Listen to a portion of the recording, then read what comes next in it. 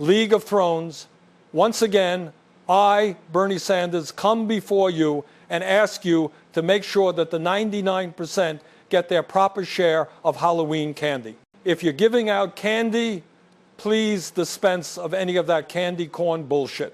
And there's no such thing as fun size. Fun sized means cheap sized. Give the kids the full size candy bar. Will it cost you a little bit more? Yes, it will. But you will be a goddamn heroic legend in the eyes of those kids, and that's all that really matters. A motherfucking legend. Now enjoy your silly little fantasy football show with Scott and Andy. The Throne Zone, 22 and Father Scott and Andy. Let's go. Nobody has time for all this shit. Just jump right to the motherfucking show.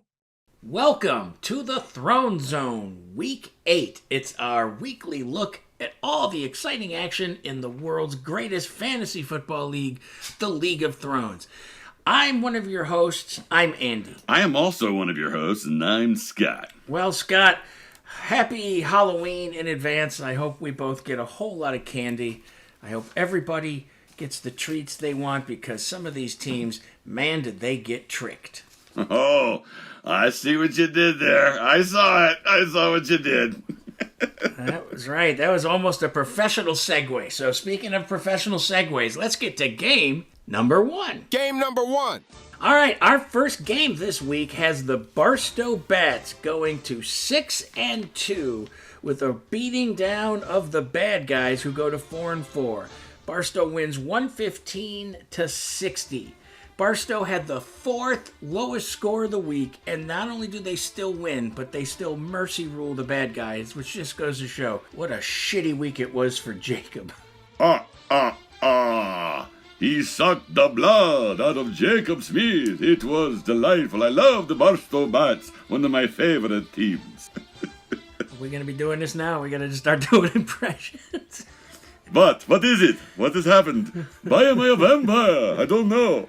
Let's look into this a little bit. First of all, the bad guys, it needs to be called out. Both Drake London and Nico Collins got zeros because they didn't play. And I can understand, there's an injury right before the game starts, but Nico Collins had been ruled out a couple days before kickoff. And I'm pretty sure Drake London was at least 90 minutes before kickoff. I get it, things happen, but Jesus Christ, Jacob, between those two penalties, taking the zeros, being the low man, you are pumping that kitty. This kitty is officially the Jacob kitty. Meow! It was a black kitty, a black cat. It crossed my path. I would just like the listeners to know that if I knew Scott was going to be doing impressions, I would have done a lot more drugs before we started. Andy is now questioning his life choices and how he's going to get through the rest of the Throne Zone. Oh, I question my life choices on a hourly basis. Jacob, you had Bourne and Booty on the sideline. Why didn't you put one of them in? You knew there was a possibility he would not play. Oh, you dumb man. And yes, this ought to be good. the 5th offensive defense, and you choose the Bears. Ooh, -1. 5 offensive defenses. So are you doing the count, or are you doing... I'm doing everyone, all of them. Perfect. Listen, I will say this in defense of Jacob, is that even if he had started the 2 wide receivers on his bench, he would have gotten 26 more points, and he still would have gotten beaten pretty bad. So I guess he has that to save his honor. But yeah, that's disgusting. Kelly left 47 points on the bench, but he didn't seem to need it because he sneaks away with a win. He also sucked. You should feel guilty for taking that. And by the way, if we're going to talk about guilty, everyone's aware of the King's Tournament, where, it's a survivor pool. And this week, Jacob and Kelly, they are only 2 survivors. So what do? They each fucking lose, and they each lost with a different team. It would be one thing if they had both picked a team and then that team failed them, but they both managed to pick absolute upsets. Cincinnati, well, sorry, Scott, but as you know, they lost, and Atlanta, as you know, they lost. So both Jacob and Kelly, they lose and somehow then survive, but I'm sorry. Shame. Shame. Shame. Shame. Shame. Shame, shame, shame. Shame on you. Shame, shame, shame. Shame on you. This was serious, but it turned into something fun. You both suck. You suck at playing fantasy football this week. And you suck at picking winners. You are both losers. I will say in his, not even his defense, but Kelly is holding the best record in the league right now at 6-2, but he did lose the points lead, and we're going to find out who he lost the points lead to when we get to game number 2. Game number 2. Our second game of the week features the mighty San Dimas Wild Stallions, who are now 5-3, who go over the Maharaja's Madness. Maharaja goes to 4-4. This was a game where the score was 176-97. The Maharaja has been mercy ruled. And let me tell you something. Even if Justin was at 100%, he would have still lost with 40 more points. Why? Because San Dimas opened up a can of whoop ass this week on the Maharaja just to show him, I ain't scared. I ain't never scared. Maharaja Madness. Scared of fire. Scared of being fired. Justin, bad move putting Barkley on the bench. You bench Saquon Barkley. You bad. And you had a bunch of zeros on the bench. You're bad too. That's Frankenstein and not the Cookie Monster, correct? Frankenstein want a cookie, and it's good enough for me. I'm so glad that I haven't made any images for this yet. I give you big menu to choose from. All right, well, what do I have here in my notes? All right, San Dimas on fire, third straight high man. We are now the points leader in the league. Everything's looking up for San Dimas, which means it can only go downhill. But I only left 6 points on the bench. 75 from running back. Good manager.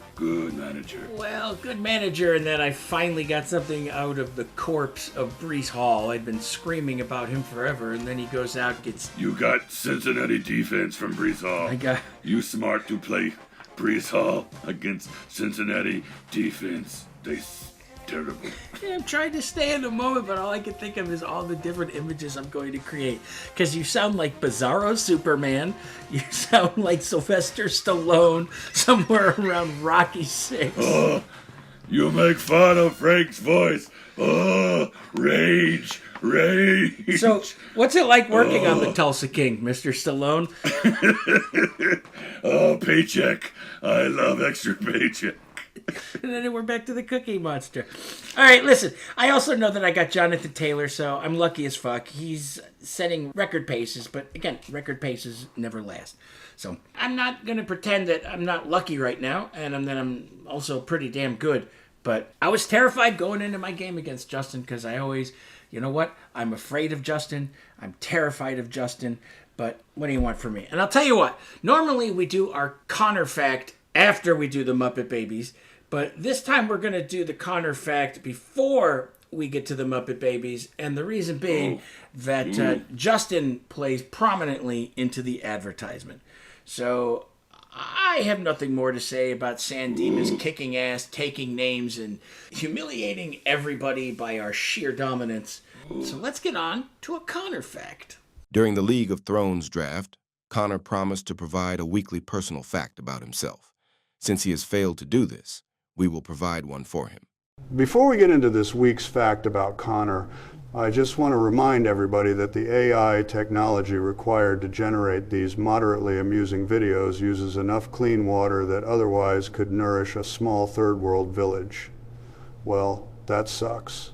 I guess it's all Connor's fault. For a costume, Connor once had to wear a padded undershirt that made it look like he had muscular abs and bulging biceps. Totally understandable for Halloween. But Connor wore that shit for 3 months, thinking he could fool the world. But everybody knew what was under those Christmas sweaters. This week's Connor fact is sponsored by Justin. Justin has a lengthy message he would like me to read to all of you. It's a long one, so pour yourself a drink, sit back, and enjoy. League of Thrones, I'd like to start off by saying, I'm sorry. Truly, deeply sorry. Sorry for making y'all believe I was about to run this damn league like Thanos collecting Infinity Stones. Sorry for puffing my chest out, talking all that championship talk, and making you think you were about to witness a dynasty. Because let me tell you, my team is hot, steaming, dumpster fire grade garbage. I'm talking caught on fire, then drove off a cliff into a septic tank bad. Every Sunday, I watch my players put up numbers so low you'd think they were playing fantasy checkers. And y'all believed in me. You had hope. You thought, this is the year he's gonna win it all. And I appreciate that. I really do. But hope, my friends, is dangerous. Hope will have you thinking I've got a plan, when all I've really got is an overpriced website and one guy projected for -2 points. So from the bottom of my heart, I apologize for the lies. I apologize for the false bravado. But let's get one thing straight. Don't count me out yet, motherfuckers. Because even if my team is trash, I'm still the loudest, most charismatic bitch in this league. Now excuse me while I bench half these sorry bastards and pray to the fantasy gods that I'm playing Jacobs forgets to set their lineup bad guys. Game number 3. God damn, Justin, that was a mouthful. But you know what? We're gonna let you get away with it. All right, we're here. We're talking about game number 3. Let's pay them our respects. Game number 3 is Connor's Muppet Babies, who win 139 over the CMK 95%, who had 125. Muppet Babies go to 5-3, and CMK goes to 3-5. CMK only leaves just less than 2 points on their bench, so they lose either way. Muppet Babies only leaving 10 point on their bench, if you could call it that, because they have a great lineup, but no fucking bench. But you know what? They're 5-3, so who cares what I have to say? Muppet Babies came in, snarling. They were great. They came in, they took down Tony, and the CMK 95%ers. Scooby?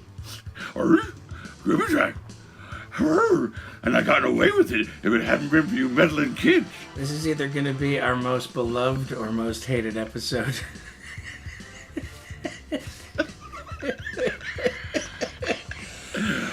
Tony left all of 10 points on the bench. 10.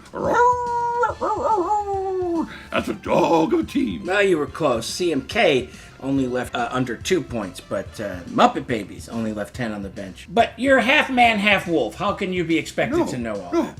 No. Tony only left 10 on the bench. 5 from Aaron Jones, 5 from Theo Johnson, and 0 from everybody else, Reggie. Oh, you're referring to his bench in total. I'm just saying that if he had started a 100% lineup, he would have had only less than 2 points more. I was talking about his bench. So glad Halloween only comes once a year. Ooh, good Snoopy Shrek. Yeah, again, see, there you go. You're either a werewolf, you're Scooby-Doo in a werewolf costume.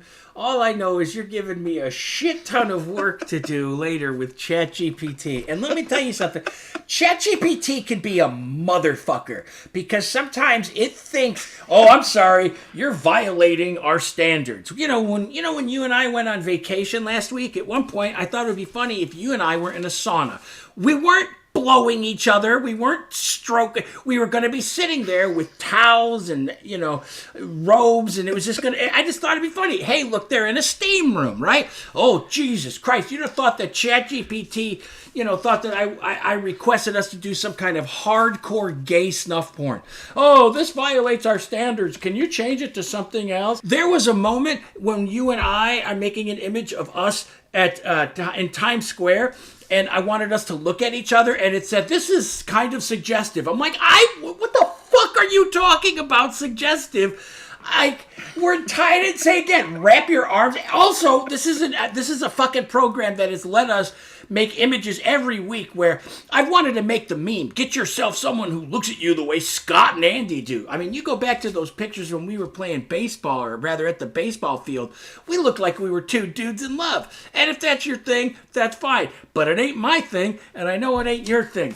But it's funny when the images do it. Now all of a sudden, because I want you and I to look at each other in Times Square, ChatGPT's like, oh, alarm flags are going off. So I don't mind making the images, but I'll tell you something. Like when you and I were the Flintstones, I wanted Fred and Barney or you and me or whoever it was to be putting a beat down on Gazoo, right? Look, we've tackled him. Oh, no, you can't do that. I'm fucking surprised I got away with the making the Maharaja into a piñata and it didn't say, oh, no, this is violence. So, I'm just saying. I got that one off my fucking... This Andy Lurie rant is brought to you by Scooby Snacks, the gay love version. Ooh, I love Scooby Snacks and Andy's peanuts. I'm just glad I already know that there's no way I'm going to try to make any kind of image with a penis in Scooby-Doo, because it'll just tell me no. My red rocket. I think it's probably time we shut this game down. Let's see what's in Scott's Pandora box for when we get to game number 4. Game number 4. Trick or treat, it's game number 4. In game number 4, Double Trouble, who goes to 5-3, they get 137 points against Danny's Gaines Villains, who only get 118. Gaines Villains go to 3-5. Danny left 24 on his bench. He would have won if he'd have been at 100%, but if Double Trouble had been at 100%, they would have got the 18 they left on their bench, so they also would have won. There you go. I'm sure the whole Drake May over Baker Mayfield thing is going to drive Danny nuts. Yes, well, I'm sure it is, but 'twas a tale of two halves for Double Trouble. For you see, there's always Alex there to set lineups and do sorts of things like that, but I never see Skip around. Maybe... Well, I'm right here. I am the one who started Tucker Craft. As a matter of fact, Tucker Craft was the reason that we won, Alex. Oh, yes, I forgot that. It was Tucker Craft, but we didn't really have a choice as Sam Laporta was on a bye. Yes, well, Tucker Craft was our team, and I'm just saying that is the reason that we won. I wish to Christ you could have seen my face until you made the transition that I figure out you were doing Dr. Jekyll and Mr. Hyde. And I'll have some image created so everyone at home will already know because the image will sell the impression. But I was sitting here going, who the fuck is this Vincent Price? No, I mean, it almost feels like a Vincent Price, but... Oh, anyway, what were you saying? Yes, Sam Laporta and Tucker. Yeah, they got lucky that Detroit was on the bye, so that they had to start Tucker Craft. But you know what? Sometimes it helps. The image will sell the impression. Perhaps my favorite line. But my least favorite line as well. Well, unless you have anything more to say, Mr. Jekyll, or... Mr. Hyde, I think we've pretty much covered this game to death, but I want to give you your opportunity to, tip both of your caps, as it were. Well, I just want to say it's rightfully nice to have Danny back in the league, and I hope you enjoy your 3-5 start, because you certainly shown us nothing at all. Nothing, Danny. You are what we thought you were all along. Wait, so now you're doing Gollum? Is that what did I miss something? Where is my ring? Where is my present? I want to publicly thank Scott for coming to this, presentation with fresh ideas that I didn't know about. That's fine. I encourage that. And I want to not only thank him for doing that, but I want to thank him for letting me shit all over each and every one of them so far. There's nothing like taking a reach, doing a new voice, trying an impression, and immediately being told, "Oh, you sound like Nixon. Your Nixon sounds like Elvis. Your Elvis sounds like Mr. Ed." Sorry, I'm having flashbacks. God damn it, this show's gonna get away from us. I wanted to. You know what? Fuck it. Let's just accept the fact it's a long show. There is a reason. There is a reason, I should say. There's a reason that I do teach elementary school and middle school. Just saying. I'm not touching that with a 10-foot pole. I get it. No, it's because of the greatness of my impressions. My impressions. Let me... Disclaimer. Ah, yes, of course. Well, I know that that's usually the first thing they ask when somebody's a teacher. I know that you're probably certified, and we'll find out what you're best at. Oh, I'm certified, all right. But more importantly, can you do any impressions? So we've established that Scott is great at impressions. And other things that Scott might be great at will not be established in our next segment when we get to game number 5. Game number 5. All right, it's game number 5. The Electric Mayhem over the Walt Disney Imp Daddies, 119 to 111. Mayhem, they go to 3-5. Scott, well, I'm sure you already know that your record is 2-6. Now, if Walt Disney had been at 100%, you would have won, but if both teams were at 100%, you would have lost. Walt Disney, you had one of those dreaded negative defenses. I'm just going to shut up because now I'm dying to see where we're going with this. That's right. I was not the ghostest with the mostest. I was the team that lost their dream. I will not win the League of Thrones this year. All right, that's all right. I got plenty of things I can do right down here. No, keep going, because other than Scatman Crothers, I've got nothing. I'm trying to figure out who you are. Well, all right. You know, sometimes the sequel is better than the original. This time, it was not. I go to 2-6. Oh, is this Beetlejuice?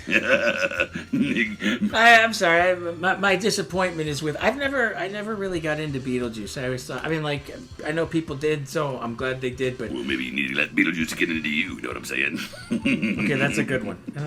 I love Michael Keaton. I don't know. Maybe I wasn't in the right frame of mind when I saw it, because I saw it in '86 or whenever that came out, and I just thought, yeah, this is eclectic. But all right, well, that's a pretty good Beetlejuice there. Then, first I thought it was Scatman Crothers. Again, I was waiting for you to be like, Danny, you've got the shining. Johnny's home. Johnny's here. Here's Johnny. That's the one I was looking for. Yes, right. Third time's a charm. Say my name 3 times into a mirror. Oh, Aronde Gadsden. I did make a good move. Everybody laughed at him. But nope, Aronde Gadsden came through with my tight end, Rome Odunze. I got him doing well. Chase Brown woke up. Bijan, what are you doing? Between Bijan and 2 other players, I got 5.8 points. Well, on the plus side, you were playing the Mayhem, who also kind of had a low-scoring week, so it got to feel close for you. I don't know what else to say. I feel bad for you. I'm not going to taunt you. I'll say one more thing. If I'd have played Jacob, I would have mercy ruled him. All right. I think everybody would have mercy ruled Jacob this week. Not Justin. Could be. Oh, man. I just kid that diaper-wearing fool. We're just kicking Justin while he's down. I've got no problem with it. Anything more? You want to keep kicking Justin? Oh, I love to kick a man while he's down. I love it. Especially when he wears the S on his head. You know what the S stands for, don't you? Shit. Hey, I didn't say they were all classy, baby. So wait, are you doing Birdman now? No, I'm just kidding. So you get it because of Michael Keaton. I'm Mr. Mom. Look, I'm thrilled with my Scatman Crothers pull. Okay, now again, do I think that like Connor or Danny know who the fuck Scatman Crothers is? No chance in hell. Okay, they don't know who Hong Kong Phooey was. Hong Kong Phooey, #1 super guy. But there are older people in this league like you and me who remember Hong Kong Phooey. Hong Kong Phooey. #1 super guy. Hong Kong Phooey, #1 super guy. Hong Kong Phooey, quicker than the human eye. He's got style of And then there was a show about a dune buggy. God, they could show us fucking anything. There was 3 channels. It was Saturday morning. They knew we didn't care. We were hopped up on kids cereal, and they're like, "Here, fuck it, Super Friends. Why not? We'll even give the Wonder Twins their own show." All right, well, that's enough of our yakking. So why don't we get back to the studio so we can do a look ahead? Yo, it's a look ahead to all the action for next week. All right, welcome to the look ahead to Week 9's action. Part of the excitement of this look ahead is none of us yet know whether or not Scott's doing a new voice or he's just going to use his regular, beautiful baritone. But let's see. The probably most important game on the schedule next week, Barstow at 6-2 takes on the Muppet Babies at 5-3. Whoever wins that still has a phenomenal record. Whoever loses that, not doing too bad. Followed by San Dimas looking to get revenge against the CMK 95%. San Dimas 5-3, CMK 3-5. Bad Guys take on Maharaja. Both of them are 4-4, and the Gaines Villains take on the Electric Mayhem. Both of them are 3-5. And then Scott, you've got a chance to shock the world again. You're taking on Double Trouble one more time. I think you beat them last time. They're 5-3. You're 2-6, but this is a get-right game. Well, I don't think I shall be too bad. Because either way it goes, if I win or if I lose, I will still remain underwater. I'm Creature from the Black Lagoon. Oh, very good, Andy. Very good. Hey, speaking of very good, in the Lynch League, Andy Lurie has taken the lead, and a commanding lead. Andy has 30 wins, mainly on the back of New England. It sure was in Cincinnati, that's helping, and Indianapolis. Next in line is Justin with 26. Can't say 26. And then there's several more after that, 24, 23, 22. All the way down to Brooks and Jacob, who were at 20. So they're 10 behind Andy, but you got the lead. Did I already say I'm so glad Halloween comes only once a year? Oh, Andy, I have so many more things to share with you. So many more. Okay, great. The biggest problem is I'm in my own head here trying to think, all right, how can I have fun with this? What other images can I create? I'll trust me, I'll come up with something. I'll turn you into mushmouth. Listen, oh, by the way, Scott, last week, the Bears lose, the Bengals lose, so what do they do this week? They play each other. Your real-life team versus my real-life team, and, well, I don't think it's really going to matter. I think it could only end in a tie, Andy. Only a tie. You know what? I'd love to see it, just because why not? I think that's all I got. Oh, hey, listen, everybody. If you have not yet paid your league fees, pay them, or the Grim Reaper will kill your team. So don't forget that. But, Scott, that's all I have here on our magical mystery happy Halloween edition of the Throne Zone. Well, Andy, I have such things to show you that you have yet not seen. And this Halloween, I will bring hell to your doorstep. I have no idea who that was. Well, you know, I figured I'd bring Pinhead in at the very end there, so. Oh, from those Hellraiser movies? Yeah. Can you tell I'm not a big horror movie guy? I call them those Hellraiser movies, like someone's grandma would. Are you watching those Hellraiser movies in there? I don't care for them. They're scary. The man has a pin face. All right, now here's my Invisible Man impersonation. Ready? You want to see it again? Huh. Yeah, that was great. That was wonderful. Yeah. Scott, we have now taken an official burning crap dump on these people's front doorsteps for going this long. I think we should get out of here. I just hope that the ending image is me and you as fruit cereals from way back General Mills. I want to be Boo Berry, and you can be Fruit Brutes or Yummy Mummy or Count Chocula or even Frankenberry. But just make me Boo Berry. That's what I'm going to say. Consider it done. All right, this has been the Throne Zone 2020. I look beautiful. Not at all friendly. Just end the goddamn show already. The Throne Zone 2025 with Scott and Andy. And just when you think you've had enough and the show is over, we have a surprise. We've got a little bonus for you. Scott and Andy often talk in between segments, and Andy just would not shut the fuck up with his rant about ChatGPT, so we're going to share it here at the end of the show. Enjoy the free bonus content. Oh, I wasn't kidding either. It drives me crazy working with that shit. Like, oh, that's too violent of an image. It's two cartoon characters punching another cartoon character. You know, nope. And I knew going in I was going to have trouble with the sauna. So I specifically even, in the prompts, I'm like, there's nothing sexual about this. They're just in a standard traditional sauna. Also, do you remember when I talked about, hey, the Raiders game was in Spanish? I wanted to create an image where it was just a simple cartoon of, hey, it's the Raiders and the Chiefs and they're playing football, but instead of football hats, they're wearing sombreros. Oh, no fucking way. Okay, well, what if they're standing on the sideline eating tacos? Oh, no way. It's too racially insensitive. At which point, I got on my high horse. I'm like, you are aware that the NFL does crossover cultural events, and one of them is Hispanic, and we have to be very careful that we don't cross the line. Meanwhile, I know that, there's programs out there where I could be like, hey, can I get Gumby butt fucking Yosemite Sam? You betcha. How big do you want his dick? I love you got a rant in there. That's good. Just drives me nuts. You're still here? It's over. Go home. Go.